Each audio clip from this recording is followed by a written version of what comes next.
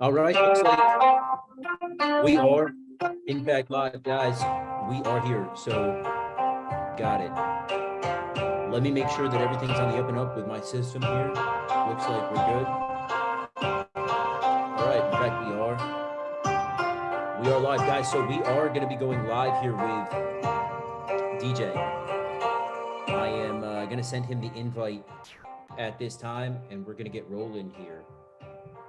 So if you give us just a couple of minutes to get set up, we're going to be going live, and we're going to be discussing the U.S. China-Taiwan relations problem, challenge, difficulties at this time. We're also going to be discussing HR-118, which is another looming threat. We're also going to be discussing Iran threatening to nuke New York City. And then obviously the implications there that Israel might get involved kinetically with some type of action with Iran. So we're going to be looking at this and more. Let me get DJ set up on here. I seem to have lost my place, but no worries. So far, what's been happening in Taiwan, and we'll break this down for you in detail. But so far, what's been going down in Taiwan is that last night at approximately 2200 Juliet time, that's local Taiwanese time, Nancy Pelosi's plane did in fact land in Taiwan. And it was not, in fact, hindered in any way. I believe that she was escorted by U.S. military fighters, and she was given a warm welcome there. Now, at this point, from what I understand, from what I gather, oh, Apocalypse, how's this? You read me loud and clear now, man? John, what's going on, man? Apocalypse, what's up, dude? Wow, does this mean my super chat is back? I don't know if they let me back on our YouTube partner program or not, but they kicked me off for a little while. So anyway, that's what's the update so far. So as I was saying, guys, let me know if you're reading me. All right, cool. Thank you, Apocalypse. So as of last time that I heard, China was conducting military drills, okay? And they have in fact encircled Taiwan with their Navy. So they're not kidding around. They're not messing around. All right, roger that. That's 555 for John. All right, cool. Thank you, guys. So they're not messing around, okay? They've been mobilizing for the past week. They've been bringing in, equipment and tanks and things like that to the shoreline right across from Taiwan where all their Marines are based. DJ, what's going on, man? Let's just get his audio hooked up here. I'm not reading you, bro. So DJ will get his audio hooked up. Let me make sure everything's good on my end. Yeah, yo. Check. Roger. I'm reading you, bro. Lima Charlie. Okay, cool. All right, awesome. Get that Chinese music out of here. DJ, in case you missed any of that, we were just talking about how I'm bringing guys and girls up to speed on what's been happening so far. So 2200 Juliet time last night, that's Taiwanese time, Pelosi's plane landed unhindered. It was escorted, from what I hear, by U.S. fighter jets. And she, in fact, was given a warm welcome. Now, as of about 9 a.m. this morning, West Coast time, Pacific time, from what I hear, Chinese military has encircled Taiwan with their Navy, doing drills and shooting, live rockets around and just being pricks. And, after they have already kind of taken all of their military assets and put them across the coast, and I forget the name of that exact little city there, but there's like Chinese Marine bases scattered around there off the shore of Taiwan. So looks to me like they're staging their assets to potentially get ready to kick something off. Yeah. First off, my quality is good. No rattling, anything. Sounds good. You're good to me, man. Okay, cool. So I was doing some analyst stuff and, looking at OSINT stuff and some recent video footage and things like that here just a little bit ago. It's hard to date some of the video footage, obviously, because, you can't really necessarily source, date source the film without having the original footage. But there's a lot of mobilization with basically their version of LAVs or striker vehicles. They're multi-wheeled vehicles with various armaments on them, missile launchers, cannon systems, things like that, troop carrier vehicles. A lot of those, a lot of logistical vehicles, supply trucks, things like that, troop carrier trucks, tanks, things like that. They've all been moving them down to, in the south is the Fujian province and the city of Jialin, which are two of the major areas that are takeoff points into the South China Sea for there. So they're staging a bunch of troops and vehicles on land right now. Like you were saying, they're doing exercises and drills with naval vessels kind of around that north sector of Taiwan and around their islands that they've been building and fabricating, doing the land reclamation stuff and everything. So they're very active. And I mean, obviously we've seen the threats, we've seen and heard the threats from China saying that they would do something. Obviously, China's a bit of a paper tiger at times with that kind of thing, where they say a lot of threats and they do a lot of that stuff. But sorry, just get some dust off.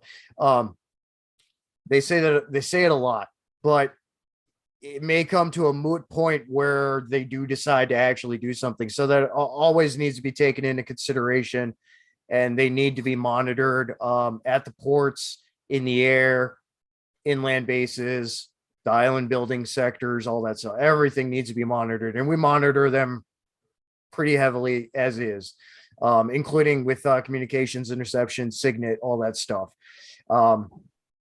And like I had said, was it the last talk or the talk before?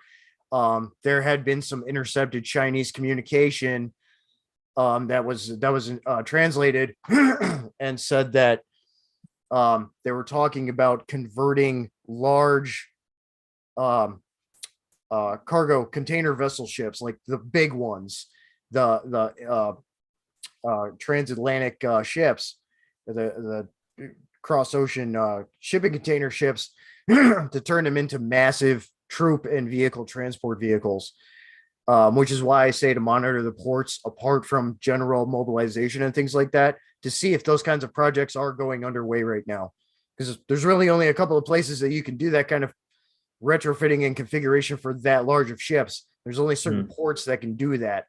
So that needs to be monitored. If there are ships that size in ports that with a little bit of obfuscation going on, or some very obvious retrofitting and construction work going on these vessels, that's something to keep an eye on, apart from all of their coastal defense activity and everything else. That was picked up from communications intercepts and things like that. So we're watching them, but they're going to do what they're going to do, and they're going to say what they're going to say. We just need to be ready for it. Taiwan is pretty up to snuff. I mean, we gave them F-16s, we gave them a bunch of good stuff. And their territorial defense units they've been being trained for the last year and a half by the Marines. They're up to snuff. They've got modernized equipment. I mean, they're going to do, if it goes kinetic, they're going to get some work in. They're going to do some work. I think they're going to be pretty effective when it comes to their territorial defense capabilities and things like that. The Chinese are going to try and do a lot of that island hopping, since there are a lot of islands with Taiwan, and they're going to try and do that like what we were doing to Japan in World War II. They're going to try and do that kind of thing, which is going to spread them out a little bit thin. They're going to have to be very logistically and tactically sound in their decisions when it comes to making maneuvers and performing that kinetic action for an invasion. it's going to be very difficult for them because I mean, a lot of their navy is coastal defense forces. They're small crafts, limited armament, limited range. I mean, their most recent conventional aircraft carriers powered by fuel oil, fucking ship fuel, standard fuel. It's it's not going to go very well for them, especially when Taiwan has coalition support and backing, including nuclear submarines that can wipe out any of those large ships. Um, Now, China does have a couple of submarines of their own. They're old, as far as I know, they're all old diesel electric hybrids. Mhm. You know, so they have a limited range of capability as well, and they're much easier to pick up with conventional technology, sonar and other targeting systems and identification systems, things like that, signals and things like that. So there's a lot of factors that are coming into play, and right now it's just monitoring the mobilization, intercepting their communications, and just being ready. I mean, in our was that seventh fleet or whatever that's in the Pacific, that whole carrier group is moving through and around the South China Sea right now too, down to Taiwan as well. And when it comes to Pelosi arriving there last night in the middle of the night, that's fairly common for personnel like that and agency personnel, intelligence personnel, things like that's fairly common for them to do. Is to arrive at night, a little more of a safety blanket, using the darkness and the weather and things like that to their advantage, apart from just a good protocol to practice. A lot more forces are sleeping at night and things like that. Obviously, there's 24/7 intelligence and monitoring and other things in play, but it is just safer. It's just safer. So yeah, and I I mean, do want to just add that so apparently Chinese do have nuclear powered submarines. do they? And I wasn't aware of this either. I had to just look it up, but from what I'm hearing, they have 6 nuclear powered ballistic missile subs. So Well, I that I gives was them some thinking more the same thing. capability. Yeah. It does. It does. Unfortunately, however, they only have like 3 aircraft carriers, and none of those are nuclear capable or nuclear powered, rather. So they are lacking. And look, I've said for a long time, I mean, if we were ever going to try to fight China head to head, better do it before 2030 rolls around, because they have that initiative they're working on, the 2030 initiative, where they're going to aim to be on par with any of the NATO countries by then. So obviously we can't, it's not really possible to fight any of these countries head to head now because of the nuclear deterrence factor. But what do you think that might look like, DJ, if we do see some kind of kinetic action? How does this kind of go down, man? Um, it could go down a couple of ways, but if it does in a relatively short period of time in the near future from here, it's going to be an air battle. It's going to be a lot of air and naval stuff, because I mean that's Taiwan being an island nation. That's the meat and potatoes right there. It's going to be a lot of that initially, until either, because there are Marines stationed on Taiwan right now too, and a lot of the Marines probably in Japan or would be immediately mobilized for rapid deployment. Apart from 75th Rangers and some other units that are on that 18 to 24-hour rapid deployment schedule, and some tier 1 units and things like that, and other agency assets and things like that. But the big gist of it for the initial big kinetic action, it's going to be air and sea, in large. China does have, they've got some of the Russian jets, the Su-34s or whatever codes. I don't know. The Russians have so many different codes for their different models and submodels of jets. They've got a bunch of those. And then they've got a bunch of their proprietary aircraft, which from everything I've seen, they train with the Russians on how to be proficient in flying them and stuff, but the quality of them is not as good, which is saying a lot compared to the quality of Russian aircraft. So that's China has a little bit of an air force, but it's not nearly as capable as our F-22 Raptors and our F-35s. Apart from other aircraft that we have, the modernized F-16s and things like that, we're just more capable in that end, both with tech and weapon systems. The other aspect of that could be a very, very big factor or possibility would be large scale missile attacks, ICBM or levels just below that. There's that footage of China having tested hypersonic missile systems, and again, that's not new.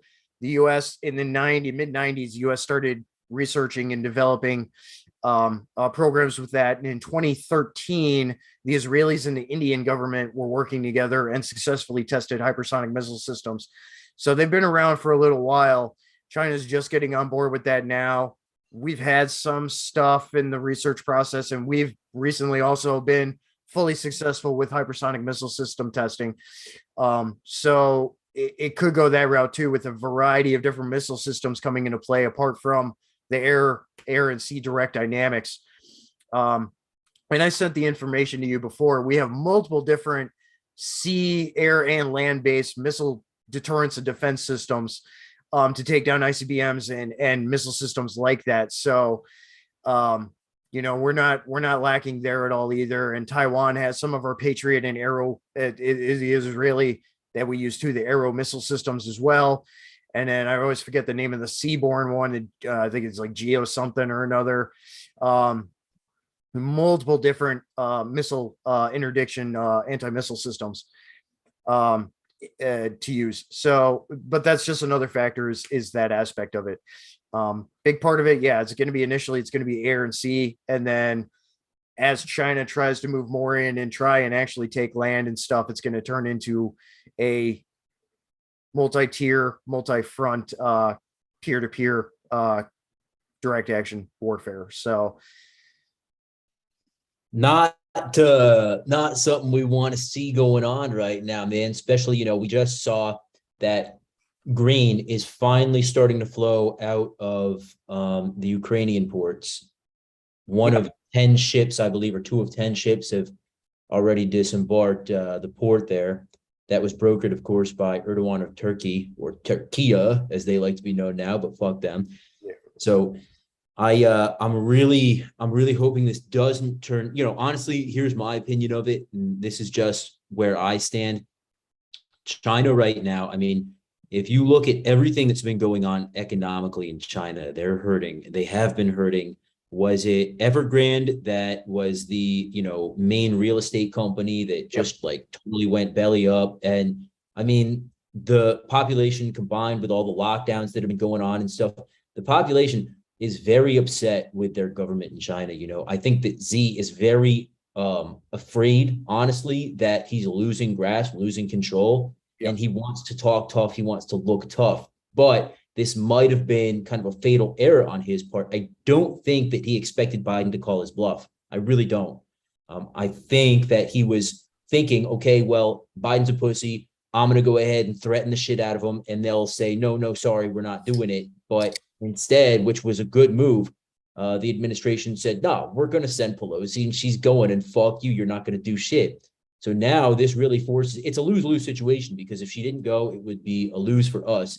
She does go, it could potentially still be a big loss for us, or she is there now. So, but it really is a win-lose for China in this situation, or kind of a lose-lose, because China's over here threatening us. If we back down, makes them look good. We don't back down, it makes them look really bad. If they do something, it makes them look even worse in the eyes of the general public. Who do they have as allies? Well, let's look at who's on the world stage right now. Iran, to some degree. Russia, of course, and then Pakistan, and then some of the African nations, but even they are becoming very upset with China now because that Belt and Road Initiative. They were lending out lots of money to these third world nations and then taking advantage of them. However, these third world nations are now starting to push back and really realize how much they're being grossly taken advantage of. So China's not in a good position right now. If they would have laid back and taken that long-term initiative that the Chinese people are famous for, they would have been fine. But Z really got too what's the word I'm looking at? Like in Arabic, shayfuhalu, like he's full of himself. He's too full of himself, I think, maybe. And he's jumped the gun way too much by at least 20 years. So I don't know what he's going to do now, but he is certainly backed into a corner. So that's where animals get dangerous, you know?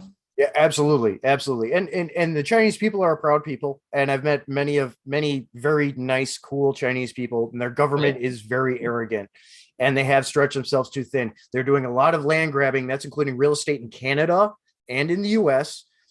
and doing land grab, moving into Afghanistan, moving into Africa. A lot of those initiatives in Africa.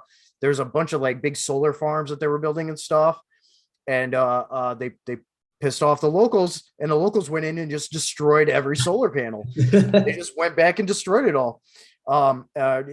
China's trying to take advantage of all those natural resources, precious metals, things like that. Apart from all this land grabbing and real estate grabbing that they're trying to do, even though, again, they had a major real estate collapse within China, there's still a lot of companies and investors going and buying up real estate in other countries, including here and in Canada, a lot in Canada. It's an issue. They have stretched themselves very thin, and they're trying to recoup by taking natural resources so that to increase their GDP and their mineral wealth and everything again. It's not good for them, and they're on the brink of another famine.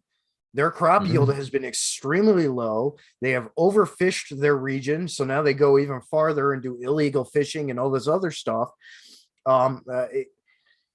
More mouths to feed, more problems. So that's something that that they have, that the communist framework cannot sustain. Period. Never has, never will.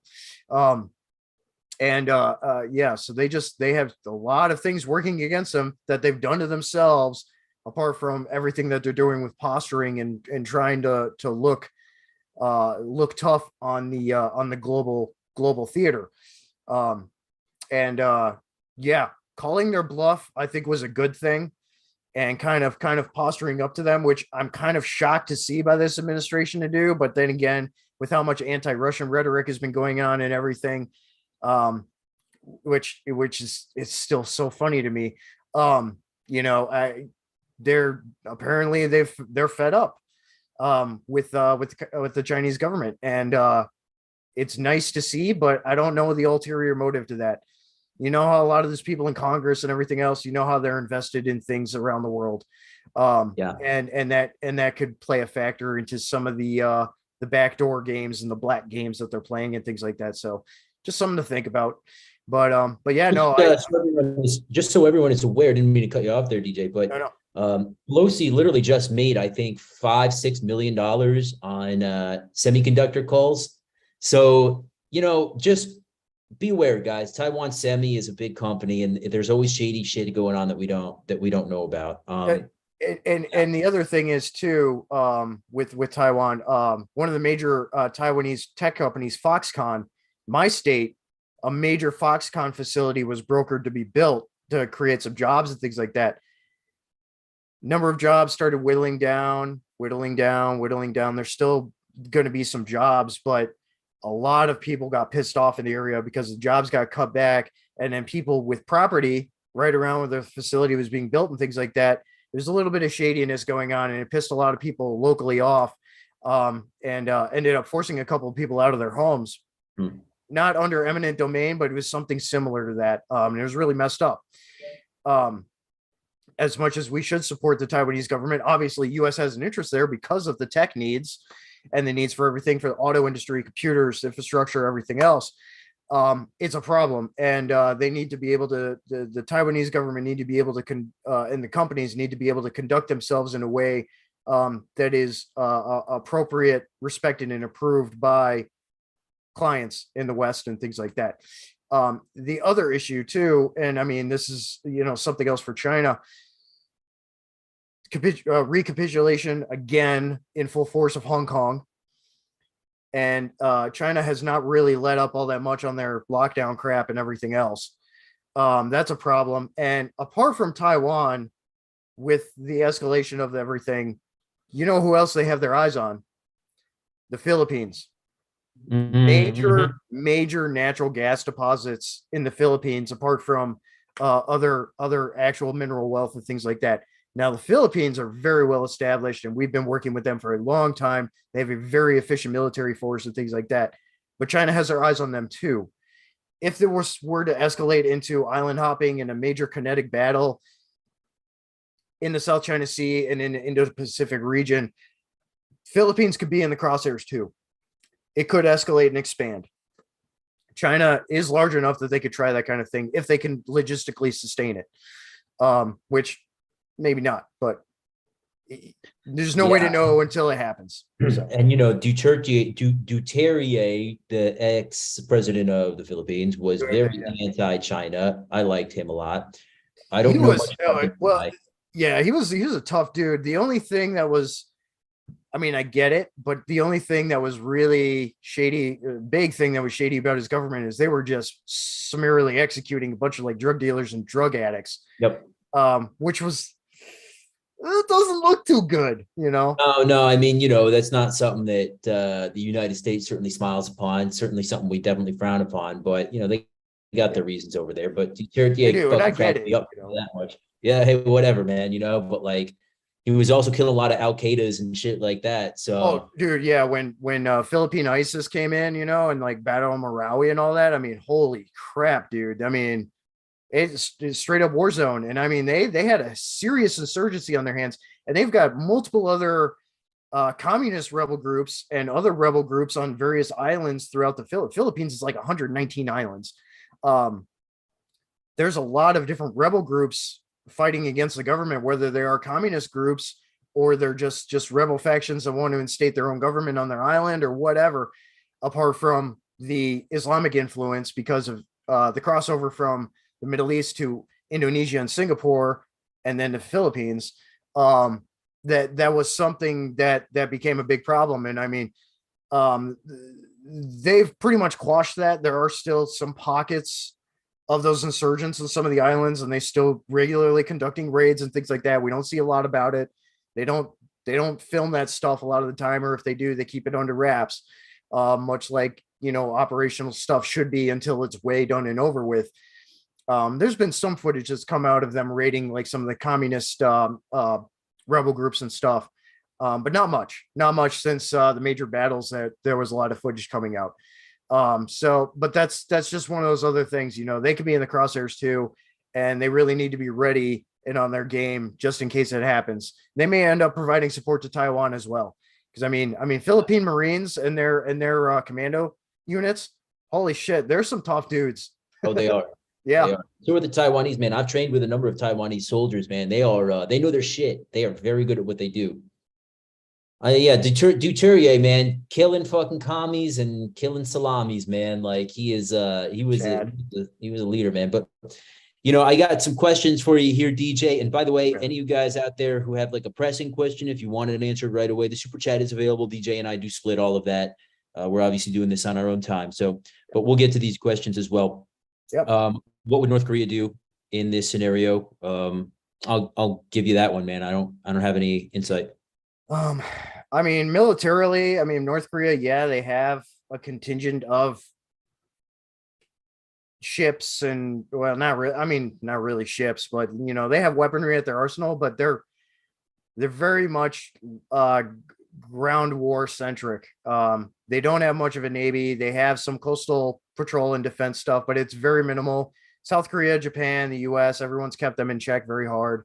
I feel like they would kind of be a non-actor in this. Yeah, they really wouldn't be. I mean, if in China and North Korea's ties have been severed a little bit. There was some trade issues and things like that. North Korea and China, they kind of pissed each other off with trade stuff. And then when the Kung Flu was going on and everything, they closed the border and things like that. And there's been a little bit of tension there. But North Korea is still doing missile tests and things like that. They're beating their chest and things like that. Again, we just have to monitor them, but unless China directly asks them for help, whether it is personnel or missiles or something like that, I don't think they're really going to get involved unless they decide to just attack Japan or South Korea, which would be a kind of out of the blue, but I wouldn't put it past them to do, just because they are ridiculous like that. I think that North or South Korea would annihilate them pretty quickly, to be honest with you. Yeah, Yeah. yeah. Yeah. South Korean military is one of the best militaries in the world. No doubt Yeah. about it. They're up to snuff. Those South Korean Navy SEALs, man, they're no joke. No, they're tough. They are some tough Yeah, they dudes. are. Yeah. And then what Giovanni's asking if the losing side might go nuclear. Well, yeah, that's a big concern. I mean, that is a big concern. I mean, we just don't know. And the Chinese, PLA, or the Chinese, government, communist occupied government, is very crazy. I mean, you can see right now. I mean, they've already, whether it was intentionally or unintentionally, let a biological weapon loose on the world. We've seen how that went. They've been belligerent at almost every turn since that. They just don't really care. They don't care about their people. They don't care about anyone else. So that's a big concern. And it's not like Russia, where you've got Putin in charge, where he's a little bit belligerent, but he's still rational enough. I can't get a read on Xi Jinping. I really just can't. So, Yeah, but well, you and should keep in mind that he does have an election coming up. yeah, he does. Well, I mean, it's not like the people have much of a choice in those elections. Yeah, but and he's not the only state player either. Obviously, Yeah. all the top brass and everybody else is involved in everything with Chinese government and operations, intelligence, military, and otherwise. Everybody has a play in this. Xi is just one of the main faces of it. And yeah, it's very complex and it's very interesting. Now, China does have, as far as nuclear option, China does have purportedly somewhere around 400 nuclear warheads. Could be a little bit more, could be a little bit less. How many are actually in a functional capacity right now? We don't know. I mean, we may know to some degree, we may not know. You know how that is. But they reportedly have a couple hundred nuclear warheads. I mean, we obviously have way more, but it's a risk. If leadership of a country and a country itself becomes so unhinged that they decide that that's a viable option in this time and generation and everything, I mean, that's a big problem. Obviously, North Korea's beaten their chest about that. Iran has beaten their chest about that with their uranium enrichment program, but both those countries pale in comparison to what China has as far as nuclear arsenal, and their enrichment capabilities and things like that. So that is something that needs to be taken into consideration. Obviously, they're really not going to want to nuke Taiwan because they want Taiwan's infrastructure, they want the resources and things like that. Scorched earth policy is just the wrong move there. That's why Russia hasn't done it in Ukraine, even though they boast about it all the time, saying, "Oh, we can nuke you right now." They don't want to. They want the land, they want the resources, and that's it's a posturing thing. And the fact of countermeasure systems, deterrence, and mutually assured destruction keep things in check in large. Yeah, I agree. And, that's why I really do believe that this probably won't go kinetic, given the fact that the U.S. has made our position pretty clear while being very ambiguous at the same time, Yeah, it's a both kind of wait and see and a kind of fuck around and find out, kind of thing. It's no, it really is. Now, I will say that a lot of people have accused this of just being a very reckless move on the part of this administration. I will say that the one thing that I can say that, kindly about this administration is that they've been very tough on China so far. And that's exactly what we need. I mean, they're bumbling everything else in the world, literally everything else, but their China policy has been pretty clear, and Biden is no fan of the Chinese communist government. So, it's good to see. It's certainly good to see.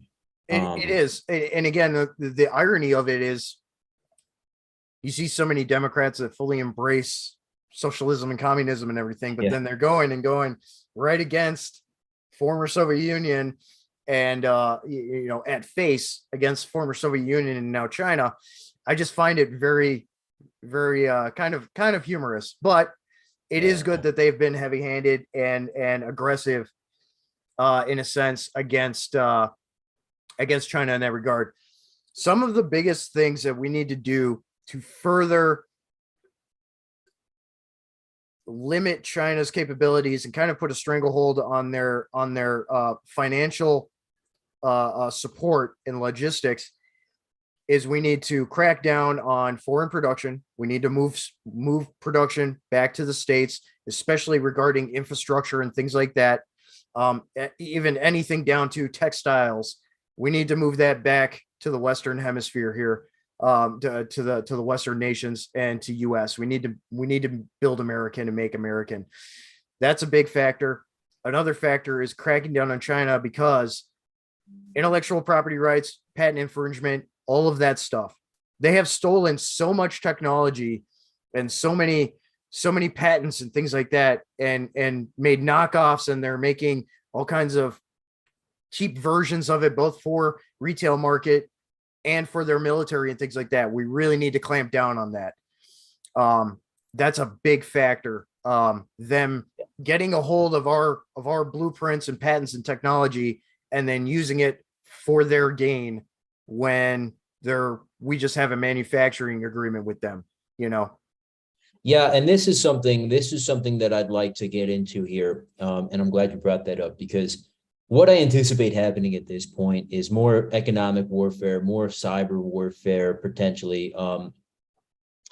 Don't forget that a lot of prescription medication is made in China. I mean, I know we've been trying to kind of move that to India more so and things, but there's a lot of manufacturing that still goes on, with China, and they can just shut that off. Now, I do want everyone to be aware, and I am a paid representative, or a paid promoter rather, for Duration Health. Okay, but Duration Health offers first aid kits with prescription medication and EpiPens inside them. Okay, so these guys would be a very good company at this point to get in touch with.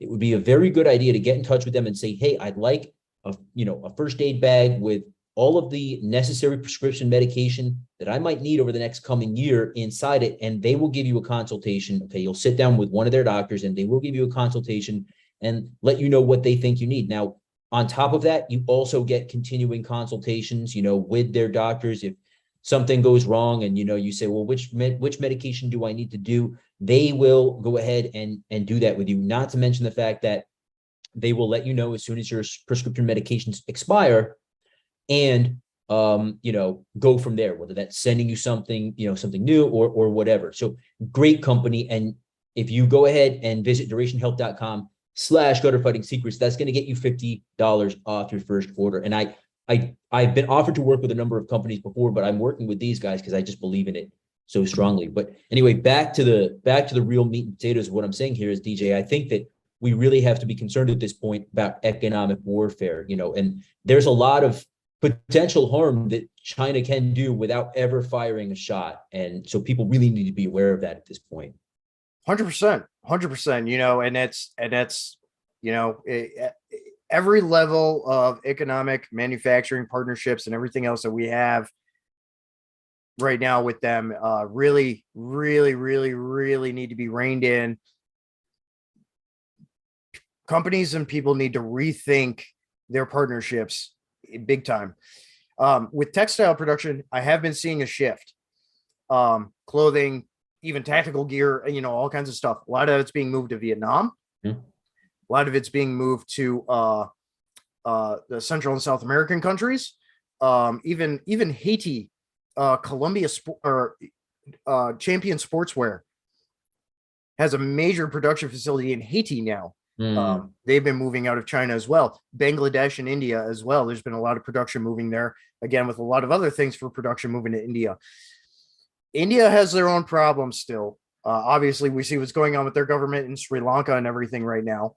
Total collapse of the Sri Lankan island nation government, and the issues with food shortages and other fuel and other logistical problems for India and things right now. Big problems that they really need to get control of. Now, India is technically a socialist nation as well, as is Vietnam being somewhat socialist still. We need to be cognizant of that. Quality control needs to be at the highest level still. It really does. I've seen really good quality control coming out of Vietnam, actually. 511, Tasmanian Tiger, a couple other major technical gear companies, production in Vietnam now.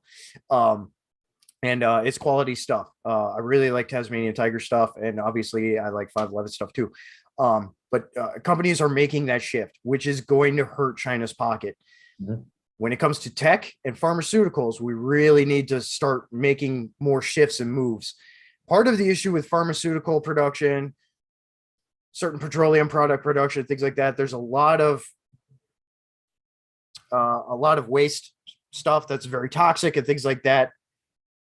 With countries like China and other countries, they don't have the EPA control and things like that. They just dump it in their waterways. They dump it wherever, they bury it, whatever.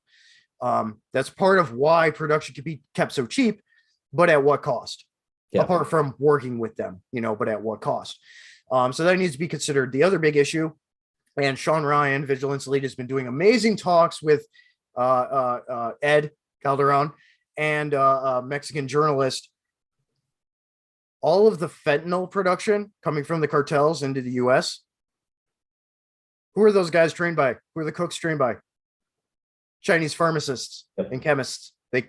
Cartels brought the Chinese over, taught them how to cook and make fentanyl and a bunch of other crazy fucking drugs and chemicals.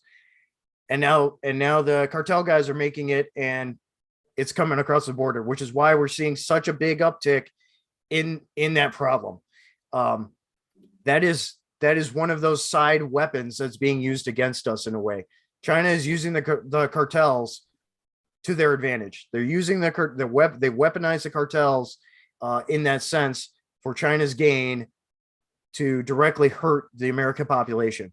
That's another thing I was going to bring up. I'm glad you did, because I would expect to see in uptick in fentanyl related deaths. I would assume that they're going to be poisoning things, they've been increasing. They've been increasing a lot.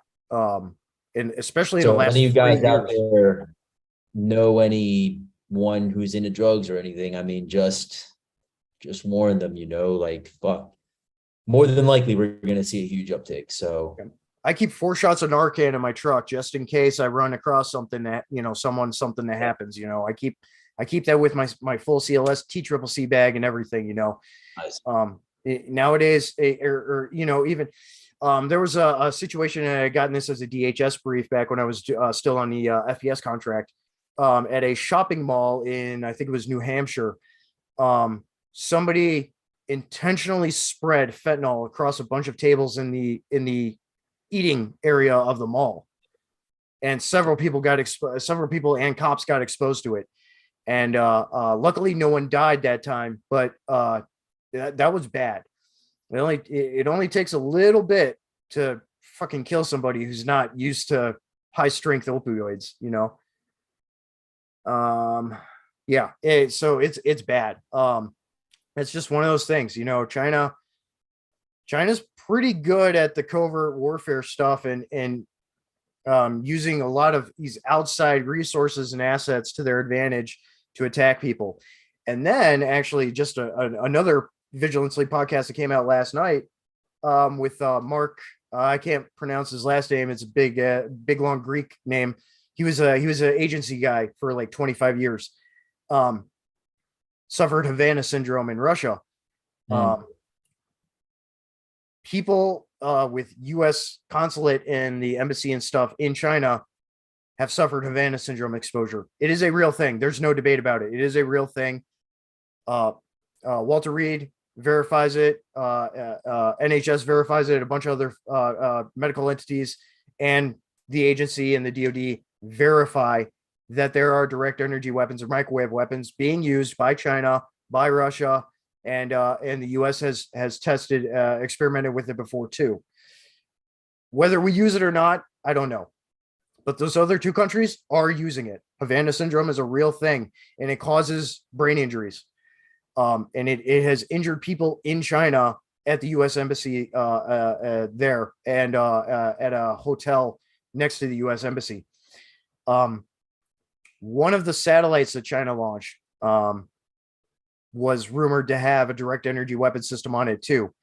It's a focalized either infrared light spectrum or a microwave beam that can start stuff on fire, or the same effect, Havana syndrome and things like that. How some of these wildfires are starting around the world, we don't know. Some of them we don't know. Some of it's lightning, some of it's carelessness, untended barbecue, flick cigarette and dry brush. Some of it could possibly be direct energy weapons, apart from what's actually happening with Havana syndrome attacks. Another tech warfare aspect that we need to take into consideration. That is part of 5th generation warfare. Absolutely. And there was speculation a number of years ago. Was it the Israeli wildfires, or was it a different one of these wildfires where there was video supposedly of, potentially one of these direct energy weapons being used? And people said, oh, conspiracy theory, whatever, but you just never know. And these things do very much exist. Yep. And I sent you a video a while back, a guy Dutchsons, who does amazing geological alerts and like earthquake alerts and stuff. He's all in that realm and stuff. He had put up a video. I want to say I sent it to you a while back, where a guy from the Air Force was talking about direct energy weapons and the multi-spectrum expansion of 4th and 5th generation warfare. And he talked about it, so it is a thing, and it is recognized, and it's something that we need to take into consideration. Apocalypse here. Hey dude, by the way, said another big thing Ed Calderon has been talking about is lithium deposits in Mexico that China is trying to mine via the cartels selling the mineral rights. 100%. And again, that comes back to that land grab with other countries in Africa and going into Afghanistan and other things. They're trying to get emeralds, they're trying to get diamonds, they're trying to get precious metals, they're trying to get lithium, they're trying to get oil, natural gas. Every exploitable, expensive, or high value, high commodity resource, they're trying to get it. And it, again, same for fishing and things like that, fisheries and all that stuff. It's a big problem. They need to be kept in check. So now, yeah. I agree. I agree. Let's move on to, before we get stateside, because I want to talk about HR-118. Is it 118? 1808. 1808. I want to talk about HR-1808, but I want to get into Iran a little bit for a second, because, they did come out and directly threaten New York City, and the West in general, and Israel. So, here's something a little bit more inside my wheelhouse. It's been a while since I've really paid too much attention to the Middle East, because it's been a while since I've been over there. But, Israel definitely would love to hit Iran. They've been aching to for a long time now. Now, Iran allegedly is pretty much ready to, make these fissile materials into nuclear weapons, if they haven't already. And if you guys have seen Top Gun 2 at all, the whole premise behind, I won't give anything away, but because you should see, it's a cool movie. But you can spoil it for me. That's fine. I'll probably I won't for the rest of anybody else. But the whole premise here is that Iran has just developed nuclear weapons, and that the U.S. needs to go in and do a covert Air Force strike against them in their deep underground facility. And so whenever I see Hollywood doing something like this, it's like telegraphing what's going to happen. So, they're really setting us up for, accepting a kinetic strike on Iran. I personally would think, Iran did just bust a big spy ring of Israeli assets, or Israeli, Mossad assets. I don't think they were actually Mossad officers, but I think they were assets for the Israeli intelligence.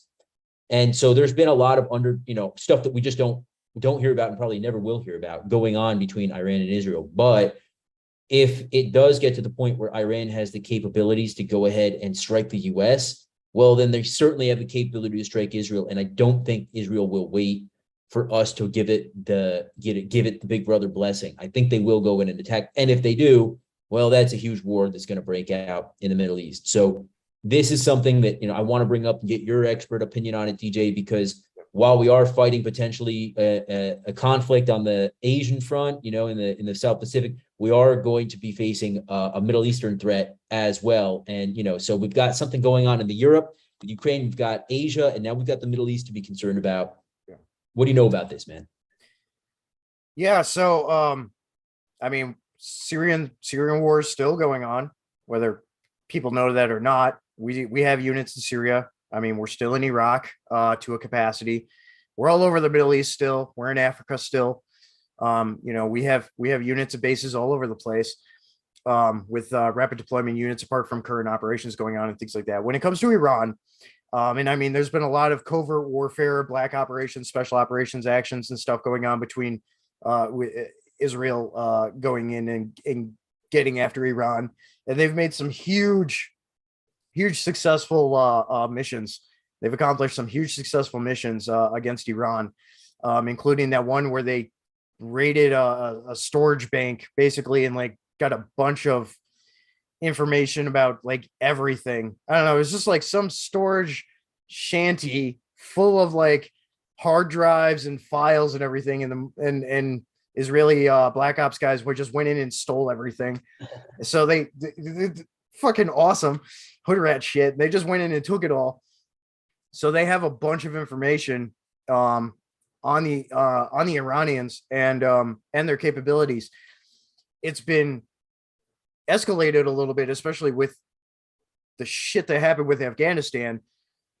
Certain Afghan units went into Iran with American vehicles and things like that. So now the Iranians have a better understanding of our equipment because they have some of our vehicles now. That's a problem. When it comes to actual kinetic and direct warfare, I mean, Israel obviously has the upper hand against Iran.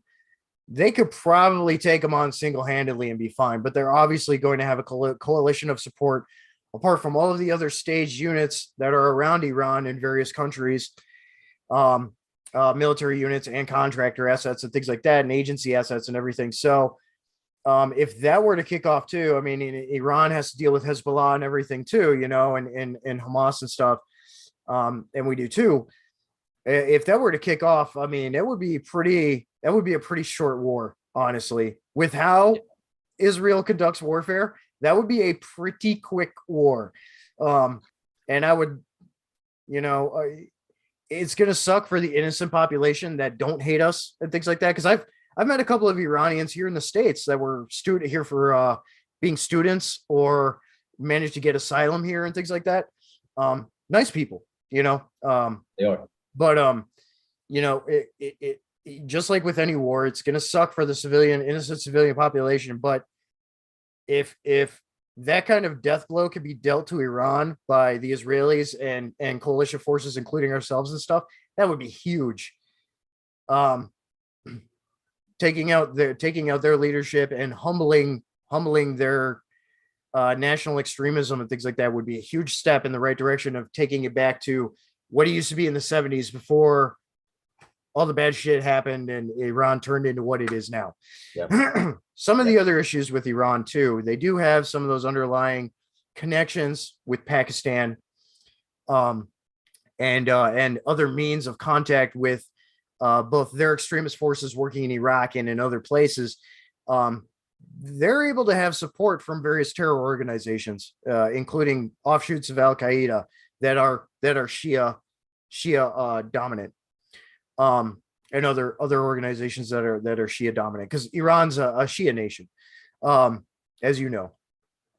And for those that don't know, majority of Iraq with the Ba'ath Party was Sunni.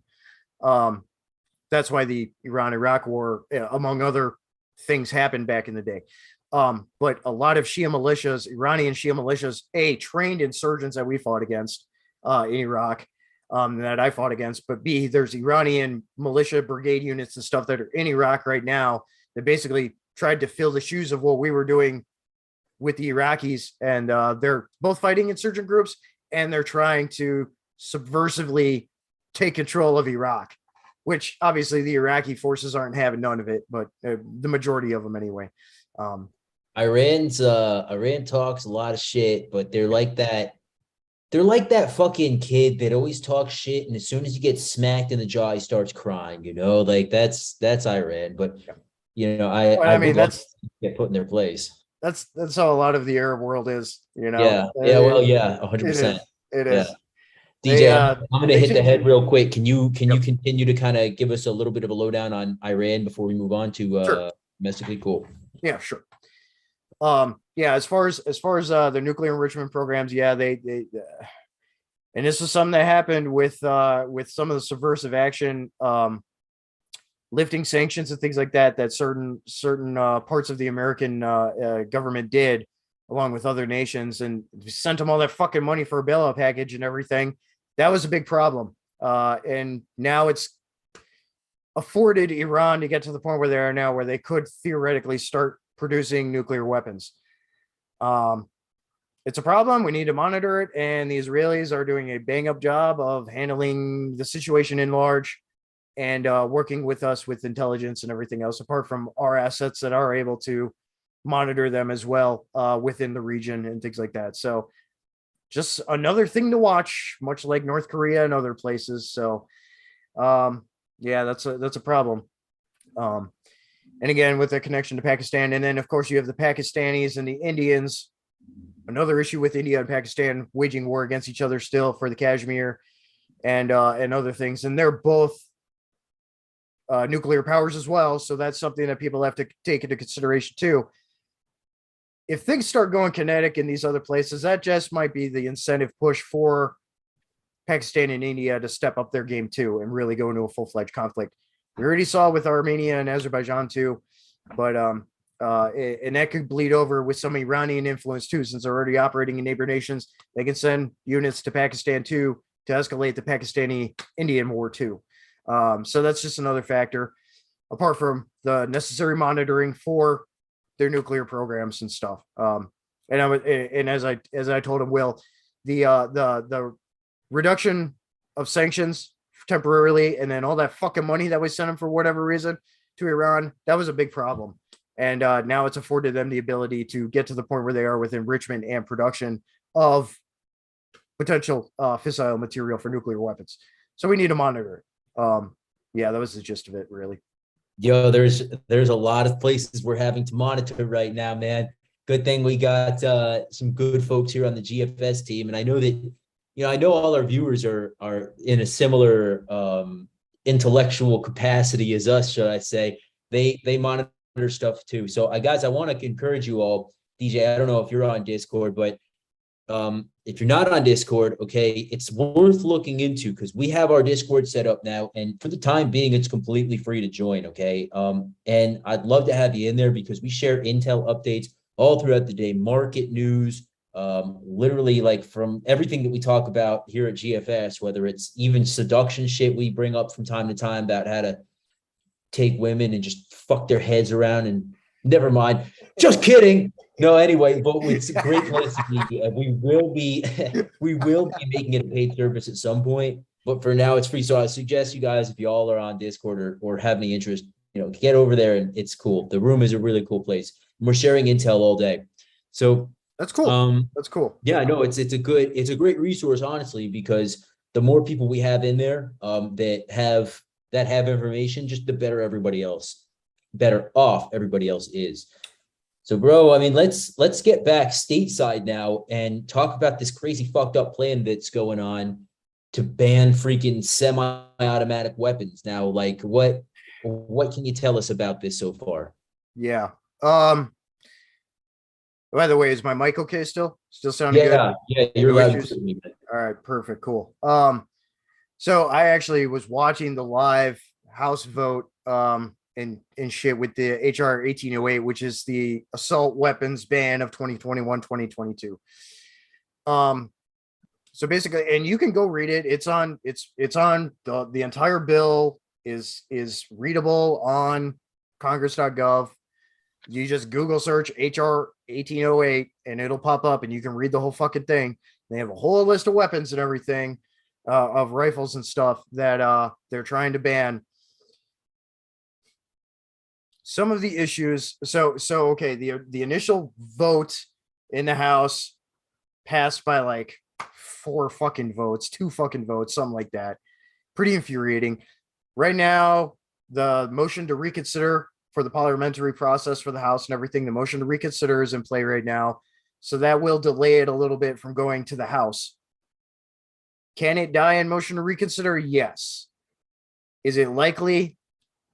Hard to tell. It's very murky for me to even understand. I hate that stuff. But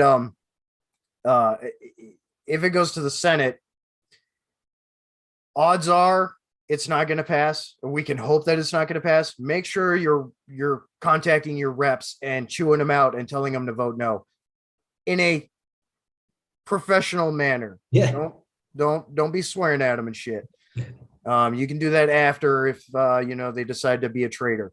But it's you need to contact them and tell them, incentivize them. Not only is it blatant infringement on an inalienable right, not just in the framework of the Constitution, but just as human fucking beings. It's a serious issue for our economy as well. Yeah. How many companies, how many mom and pop gun stores, how many manufacturers, how many other things are surrounding and involved with the firearms industry in general, shooting sports, hunting, conservation, defense, you name it. How many different industries would be affected to a point of a deadfall, basically, if this were to go through? And there would be a lot of people in Congress that don't realize it, but their pockets would be emptied. Oh yeah. Because I mean, I was in my gun shop the other day. Actually, it's funny. As soon as that came across the wire, I was, I have the news going all day, and the DJ was hitting me up and stuff. And as soon as the fucking market closed, I went right out to the gun shop, and I made a purchase. And I was talking with the guy about that, and he goes, that's 96% of my inventory, what's on that list. Is that will ruin me financially. And then so I went next door, and there's a shooting range that also sells guns. And I was talking with, a bunch of my friends in there. They all said, we're going to lose our jobs if this happens. Yeah. This will literally put every gun store in wherever out of business. Yep. And so then I was talking with another guy that, he's in that industry, and he goes, well, Will, what will happen is certain states will end up, all of the FFLs will go private. So, it's still within the law that you can, I could sell DJ a rifle right now, no background check, anything like that. All he would have to do is tell me he's not a felon and sign a bill of sale, right? And I would have to make sure one or two other stipulations. So all of those gun shops would literally just turn private as private sellers, and then there would be no background checks. Yeah. So it would actually make the situation a lot worse. It would. And I had actually contacted one of the rep for my district and stuff. And he's a piece of work. And he sent me this letter back saying, we may not agree, but thank you for reaching out. I'm like, it's not about fucking whether we agree or not. It's about just common sense, logical shit. Yeah. He's like, oh, he said in his thing, I've supported all these bills and for national background checks. I'm like, we already have NICS, you idiot. We already have a universal or a national background check, whether you're at a gun show or a gun store or whatever. You can't just walk in somewhere and buy a gun and not go through an FBI background check. And guess what, guys? If you get on the NICS list, you're not coming off. If you ever commit a felony, ever, and you're ever convicted in due time, you're never able to buy a gun in the rest of your life ever again. There are supposed programs that will reinstate your rights, but they're not funded, which basically means you have to get pardoned. Yeah, or you have to literally get pardoned. And so and that's good luck on that, unless you've got $1 million to donate to somebody. So yeah, there's literally just so you guys know, this is not something, once you're on that list, you don't come off. So anyone who thinks that criminals can get guns, yeah, on the black market, they can pretty easy, but they don't walk into gun shops and buy them. So yeah, exactly. If people that have never bought a gun before, and I've seen a couple recently, they go in and they think they can just buy a gun, and then they're like, whoa, what's this form? Yeah. You got I to got fill a out a buddy form and go through a actually. background check, you know? I got a buddy, not a buddy of mine, but I know several people, in fact, that this has happened to, where they were very, liberal, left wing type, not left wing, but very liberal. And during the pandemic, they wanted to buy guns, and they were always up in arm about, well, other people shouldn't have guns, but I'll get one to protect my family. I'm an upstanding citizen. Well, you know what? You got arrested back in the day for some stupid shit, or like you did this, and now you're never able to buy one again. When now you're all freaked out because like you want one and you can't get one. Well, what happened if like there's no background check? Fucking idiots. Anyway, that's No, and that's the thing. The only way that criminals get firearms, stealing them, Mm-hmm. a straw sale or a straw purchase, which is somebody that has a clean record that's affiliated with a gang or organized crime or whatever, goes and buys a firearm and gives it to them, or it's illegally smuggled into the country from cartel land or wherever. There's the only three ways that a criminal gets a firearm: stolen, an illegal straw sale, straw purchase, or smuggled in. There's the only three ways. Is it foolproof? No, shit's gonna happen, but you can't denigrate or infringe on the rights of law-abiding citizens and everybody else just because of these entities. And I don't want to get too wrapped because we're all on the same page here, Yeah. So, but I do want to ask you though, do you know specifically, I mean, at all? Because this has been ambiguous. Like, I got to move something here real quick. Personal firearms. All right. Like, let's say a Glock, it holds 17 rounds, 15, you generally 15 rounds, Glock 17, Glock 19, something like that. Typical self-defense weapon. Yeah. From what I'm hearing, that's going to be banned under this new thing. Yeah. That's part of this whole ban is they want to ban high capacity magazines and stuff, including a standard capacity 30 round magazine for modern rifles, your AKAR type platforms and everything else, which is kind of stupid. It's standard capacity. Like, fuck you, no. So that's another big part of the bill. And again, everything is listed in the bill. It's fairly easy to read, and it's not terribly long, but it's just like, holy shit. Drum mags, extended magazines, like all that stuff, they're trying to ban that all. But it's just like, dude, you can't keep track of any of that. I mean, how are you going to know who has what? You know what I'm saying? Like, there's no way with that kind of thing. And the same goes for privately purchased firearms, it purchased from one person to another, that's, no one's going to know what you have, and it's like, fuck you. No, there is a lot packed into that bill. And of course it's written in there too that, federal agents, law enforcement, retired, all that stuff are exempt from those rules and everything. And it's like, yeah, okay, fuck you. Yeah. In that case, you should include every veteran or private security personnel as well. It's completely ridiculous and illogical. And with the bill, again, it wasn't initially passed in vote in the House. It's in the motion to reconsider before it goes to the Senate, and then the Senate would vote on it, and it would either pass or get killed.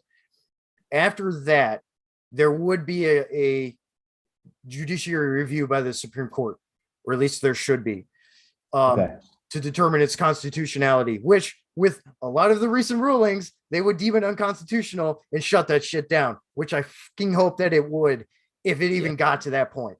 I'm hoping it doesn't even get there. After that, then it would go to the executive branch for the press to finalize, do the final nail in the coffin signing off on it, if it gets to that point. Even if it did get to that point, there are a number of states out there who would not listen to it.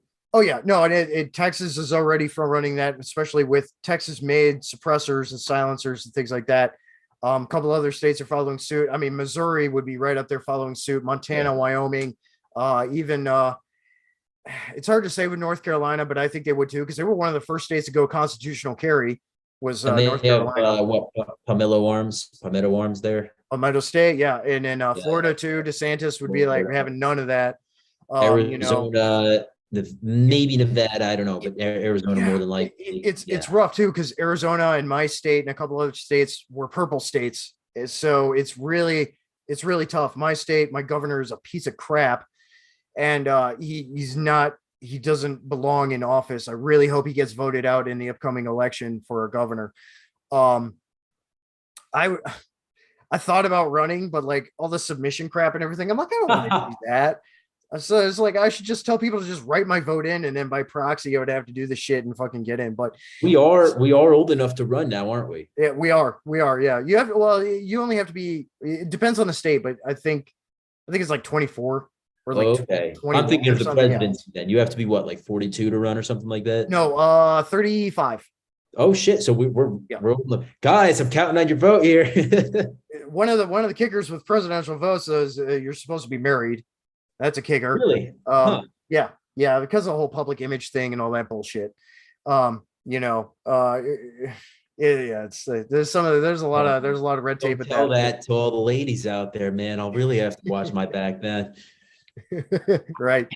So it's interesting to see, it's interesting to see though. I mean, there's so much going on right now that we really have to track, and there's so much going on that we have to stay aware of. So not only do we have, domestic stuff popping off, also we've got our southern border that's literally being overrun left and right. I mean, you've got states like Texas and Arizona right now, who the governors are basically floating the possibility of declaring an invasion and mobilizing assets to their borders.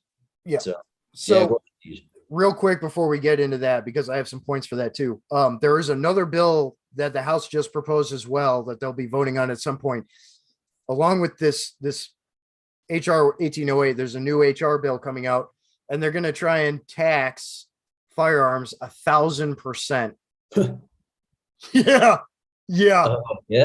So Wow.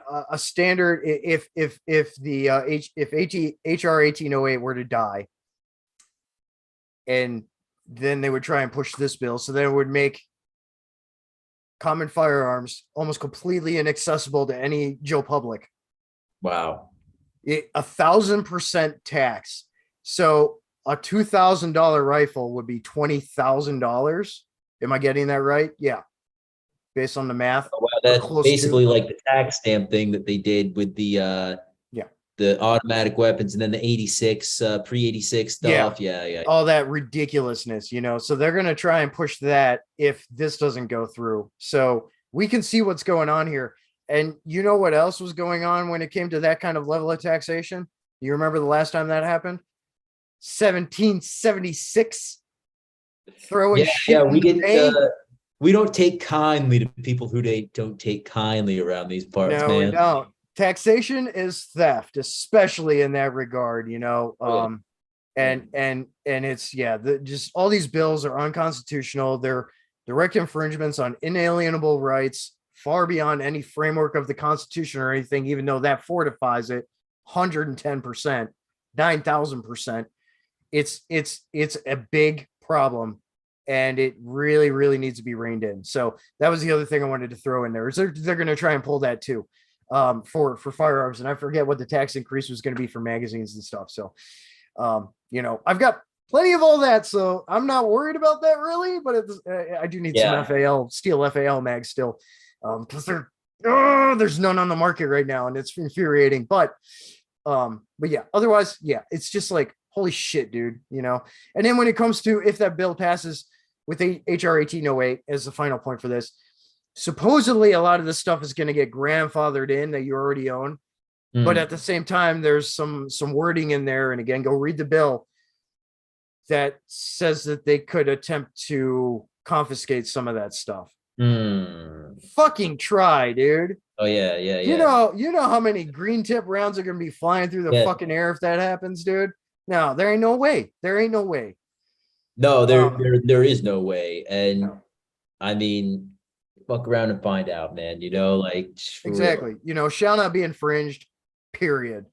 Yeah, period. And I mean, DJ and I, and then the rest of you guys, I'm sure as well. At least the guys, in the US here. and actually a lot of the people outside of the US feel more strongly about it than us, is shall not be infringed.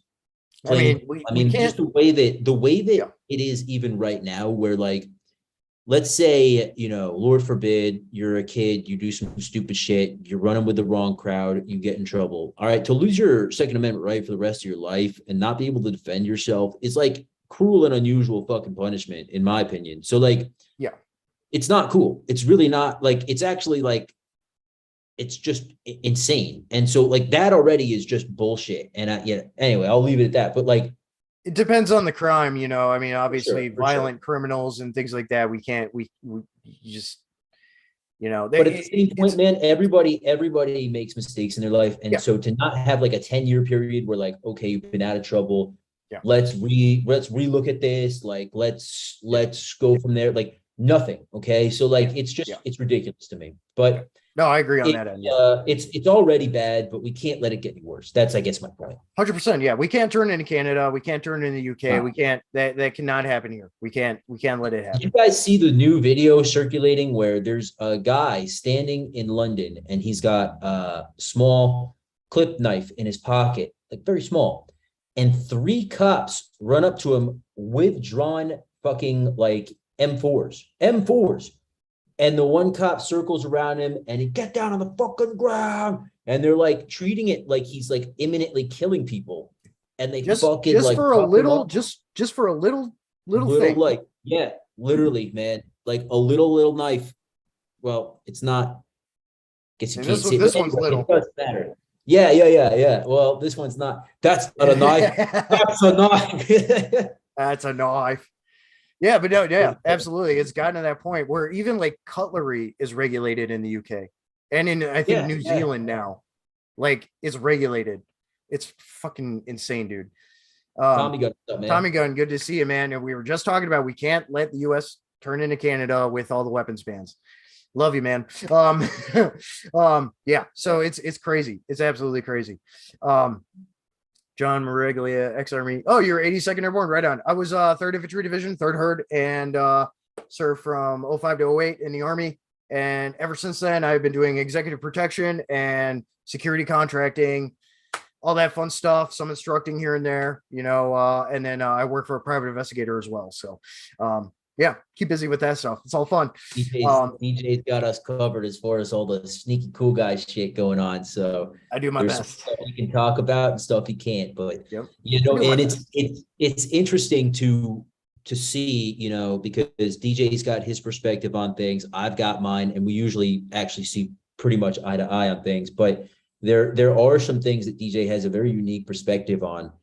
From having been around the world, protecting clients, and then obviously been fighting in Iraq and all of that. It's interesting to see how you Army guys, because obviously I never served in the military myself, but it's interesting to see, the bond that you guys always have. As soon as one Army guy meets another Army guy, it's like, like, what's up, man? Yeah, dude. No, it was cool because I was just talking to somebody in a comment thread the other day.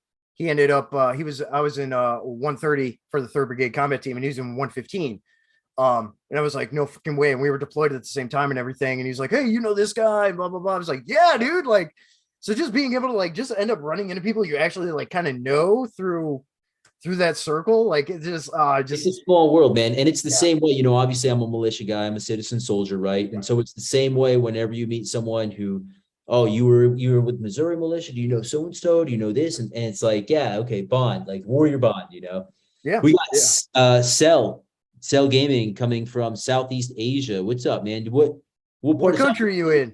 Are you in, man? Because you might be able to add a unique perspective on things going on here. So yeah. Any insight from people on the ground in that region is always appreciated. That's that human intelligence, man. That is some of the best intel you can get.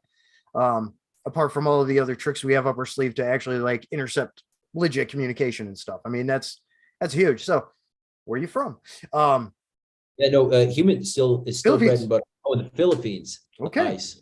We were talking about the Philippines earlier because China, they have Taiwan in their crosshairs, but they're looking at the Philippines. You guys have a lot of natural gas resources and other things.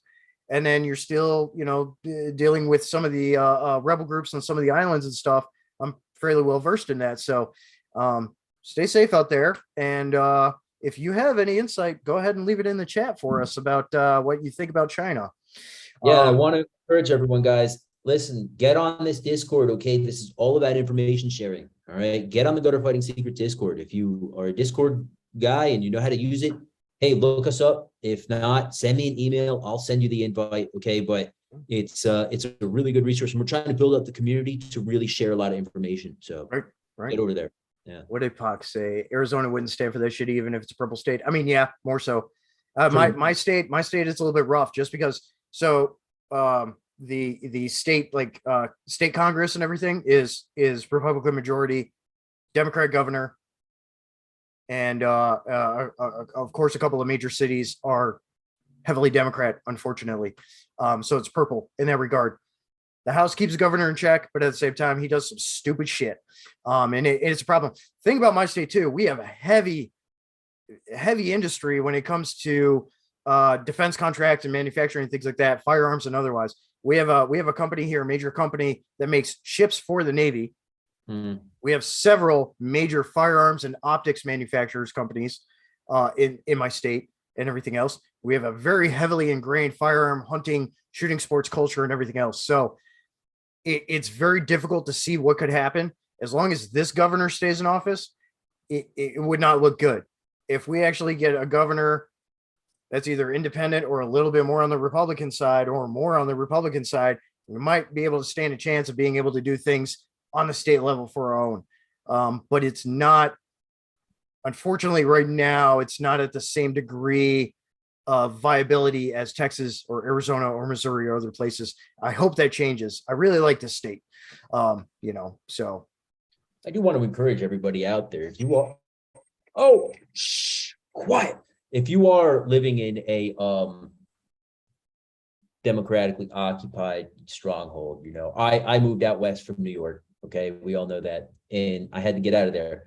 Such a liberating feeling, guys. So if you ever can, just get out. And I always say, like, try to change things from within. There's no changing things from within some of these places. Now, DJ, that your state's a different story because obviously the place you live it's purple. I mean, it really is. Yeah. But if you're living in like New York, Jersey, Connecticut, one of those type of places, just get out.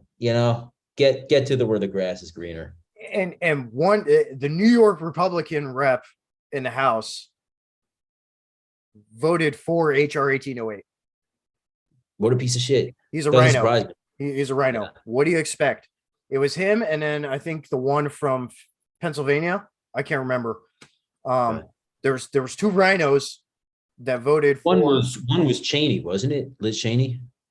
No, I don't recall. I think she's Democrat, isn't she? I thought she was a Republican. I don't remember. No, I don't believe she voted for it. Or is she? She's a House rep, right? I think so. Yeah. Okay. Yeah. I don't know. I didn't see her vote Republican for HR-1808, but two rhinos from the East Coast voted for it, and that was one of the only reasons that it actually passed the House vote because of them. Fuckers. So, but okay. Yeah, it's important. It's important to remember who's your friend and who's not. And right. Then we'll leave that. So right. But DJ, what's going on the southern border right now? You tracking this at all? A little bit, yeah. So Texas has already made that move, and they had already declared an emergency in the state of Texas for all the like 2 or 3 lines of counties buffering the border, and they allocated a lot of money for assets to finish building the wall and increase state level operations and stuff to deter illegal immigration over the border. Texas Rangers, Texas law enforcement in large, all now have the authority to arrest, detain, and relocate illegal immigrants to the deportation centers, or to the holding centers for deportation and everything. So that's what's going on in Texas. Arizona and New Mexico, it's a little bit more difficult because actually a lot of that border in Arizona and New Mexico is tribal land. Mm-hmm. Mm-hmm. And the tribes migrate between countries. Just that it's tribal land. Culturally, they migrate between countries. Tribal police do what they can to help stem and curb cartel activity and illegal immigration across the border. But largely, large tracts of that territory is unchecked. And it's very inhospitable, austere territory too. A lot of people die trying to cross those borders. There are, I can tell you, there's thousands of human remains out in open country along those borders that people have never found, just because they died out there. And the cartels, they're able to cross in a lot of areas. Border Patrol can only do so much with the helicopters they have, and of course they've been stymied a little bit, restricted a little bit from operations, even though BORTAC is still really doing things in force, because they're good at what they do and they're necessary. Border Patrol is having a hell of a time with these restrictions from the government, and it is starting to get to a point where state level emergency declarations are going to happen. And with California too, I mean, California's taking them in with open arms. They don't care. They don't. No. They don't care. What I will say, because there's a major naval base right there, and then you have NTC National Training Center there and everything in Southern California and stuff. And I've been to NTC back when I was in the Army and stuff. John, I'm sure you've probably been there before too. It's not good. There's like a shitload of stuff out there. There's also, isn't there 29 Palms out there, the Marine Corps place, and 29 Palms, major naval base. Naval Special Warfare Program is out there. You've got, and then NTC and a couple other ones, ATC and all that. Between there and in Texas too is part of NTC and ATC. But yeah, it's not good. It's not good. California is part of the problem here. Apart from the federal government, it's like the problem here, man. Like both coasts. In where I am right now, man, you got all the Californians trying to escape the shitty situation they've made and bringing their politics over here. That's a whole nother situation. Something I have been laughing about very much is how Texas is shipping all of their illegals to DC now. And DC mayor just fucking asked for National Guard deployment because they can't handle it. And they're like, no. And it's like, yo, motherfucker. Like, Now Texas has come back on doing that, but they were doing that like heavy. They were doing that heavy for a while there. They were just filling charter buses full of people and just sending them to DC. Florida was doing it too, I think. Yeah, they were. Now Florida's been a lot better about it though. I mean, obviously they're dealing with the Cubans and the Haitians and the Dominicans and all that. And then people trying to come into Florida across the water from Colombia and stuff. They don't see as much of the Central American side of it, but some, but not a lot. Much more that's involved Texas, New Mexico, Arizona, California. But Texas was doing that for a while, and they've cut back on that. They were asked rather politely to stop doing that for now, and they're like, "Okay, I think you get it." You guys get it. Like, okay, make some laws, do your fucking job. Cocksuckers, motherfucker. Right. So it's, it is what it is. But Texas is already, again, they're front running on this right now in showing a model of what they're going to do at a state level with little to no federal involvement or assistance to be able to stem the issue and get heavy handed on it. Because like with the federal government sending like all the baby formula down there to the immigration camps and stuff, cartels were stealing a lot of that because they used baby formula to cut heroin. And a lot of the other goods that are being sent down there, the cartels are just taking it, and then there's other organized gang groups and stuff that are capitalizing on it and taking it all, hoarding it, and forcing people to shell out money and stuff for these goods that are supposed to be aid packages. Another big problem. And the states are like, no, we're going to handle this now. So Texas is doing it right. They're taking the right steps with it in large. New Mexico and Arizona at least have to take note of that and start modeling something after that. Obviously, both of those states have their own issues right now with drought and other things going on that they need to stem as well from a logistical and infrastructure sense. But it's doable with the right budget appropriations without too much detriment to any other budget. it can be done, especially if the state has a surplus, apart from national defense needs, a surplus of funds. Um, they can do it. Even with $1 million, they're going to be able to at least step up their game. And that's one step, one foot in the right direction. So California is kind of a lost cause. You know, we should just mine Annexation. debt the Marianas Trench and just let them separate. You know, just let them become their own island. Because they ain't doing us any favors. Oh, we need a wall built on California. Fucking A, dude. And it sucks because I got friends in California, and there's some really good dudes in California that I'm friends with, and dudes like Jason Falla, who's ex-Australian SAS. He has a Redback Solution, Redback One, which is a training company out there. He's on point, dude. And I keep telling him every time I do end up talking to him, I'm like, dude, get out of California, please. Yeah. You would be better off just moving to Arizona, run one next door, or going to Nevada or Utah or something, you know? Yeah. Plenty of friendly states out there to the tactical professions, man. California is not one of them. Right. When it's like some of my friends out in California, they're like, dude, we want you to come down and instruct us like the Wolford course and stuff. We want to train with you. And I'm like, I can't bring any of my tools to California. You know, I can't.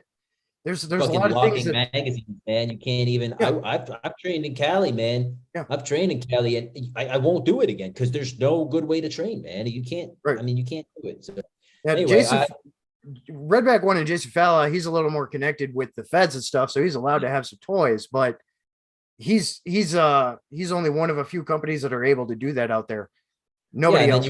You need the right connections, and you need specific licenses and stuff. And yep. Anyway, I gotta get running, man. It's I've got some appointments here in the next couple of hours that I need to hit, but it's been a pleasure, dude. And we touched on a lot of good topics. So just to recap, guys, for any of you who got in here late and you want to maybe go back to the beginning, we did talk extensively about the Taiwan China situation developing right now, and we will be tracking that. DJ and I will have our eyes steadily upon it and update as necessary. So DJ, I know you're standing by just like I am. We probably more than likely will be coming back and doing more live streams as the situation develops. Yep. We also touched on Iran. We touched on HR, what is it? 1808? Yep. HR 1808. Yep. Wait. Go read it. Yeah, please. We touched on a number of other things going on throughout the world right now. And something we didn't talk about, but we kind of beat it like a dead horse, was Ukraine. But as things develop, we will touch on that. There's a lot of great footage and info and other people covering it right now. So Speak the Truth, S2 Underground, all those guys, Operator Starsky, all those people involved in Ukraine. Go check them out and watch their stuff. Speak the Truth, Rob Turkla, former Army sniper. He's given almost daily updates and briefings on changes going on with that conflict. So he's a good OSINT source for that. Freaking, we covered a lot.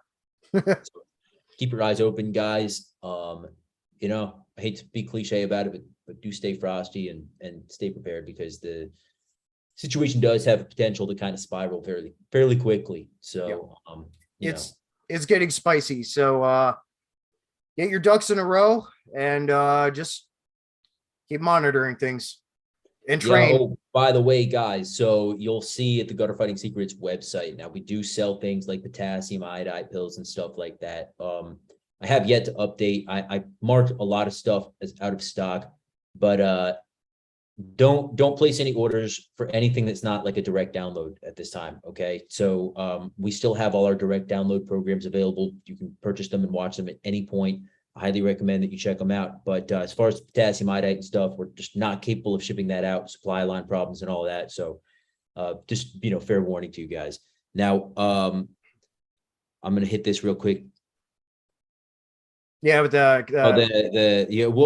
we will talk about that actually. And Tommy Gunn, I'm going to be sending you an email, man, at some point, and I want your opinion. And DJ and I are probably going to hit up, as far as the Chinese coming through Canada and stuff like that. We'll probably touch on potential situations, if things develop that far. So, guys, gold, silver, cash, okay, prescription medications, and again, you can get prescription medications sent directly to your door. Duration Health, okay, Duration Health Gutter Fighting Secrets, $50 off your first order. I am a paid representative of that company, but I really do highly recommend that you look into durationhealth.com/Gutter Fighting Secrets. DJ and I have a number of products also on the Gutter Fighting Secrets website, and we're going to be pushing out more as well. One of them is a travel safety book, audiobook. And anyway, check out our website, gutterfightingsecrets.com. I really do thank you guys for checking this out. If you would like to, we're back. It looks like now I'm back to being monetized again. So knock on wood. If you'd like to join, or even if you'd like to support us, offline at Gutter Fighting Secrets, that's an option as well. But DJ, thank you so much for coming on and sharing your expertise with us, man. Hell yeah, brother. Anytime. I got a little time here and there. So yeah, I've been, I'm glad to come on whenever I can. So good stuff, guys. Please remember, until next time, that you were your first and last line of defense, and stay adaptive and stay lethal. All right, guys. Peace out.